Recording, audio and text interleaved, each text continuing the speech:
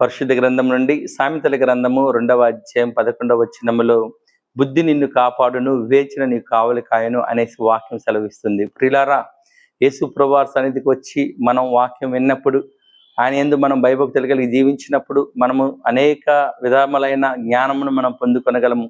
మనము ఏ విధంగా ఈ లోకంలో జీవించాలి, ఏ విధంగా నడుచుకోవాలి అనేసి మనకి శ్రేష్టమైన మాటలు ప్రభు యొక్క బోధ ద్వారా మనం వింటాము. మనం బుద్ధి కలిగి జీవిస్తాము, వివేచన కలిగి నడుచుకుంటాము. మరి తప్పిపోయిన కుమారుడు తండ్రిని విడిచిపెట్టి దూరాగా వెళ్ళినప్పుడు బుద్ధి లేని పనిగా ఉండి తనకున్న ఆస్తినంతా కోల్పోయాడు.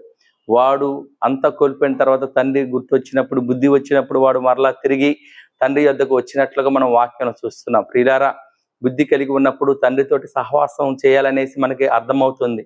తండ్రి యొక్క రెక్కల క్రింద ఉండాలని మనకు అర్థమవుతుంది. కనుక నీవు నేను మనందరం కూడా బుద్ధి కలిగి యేసు ప్రభువారు వాక్యానికి లోబడి ఆయన రెక్కల క్రింద జీవించే వారిగా ఉండాలని తెలియజేయచ్చు. దేవుడి వాక్యమును దీవించును గాక. ఆమేన్.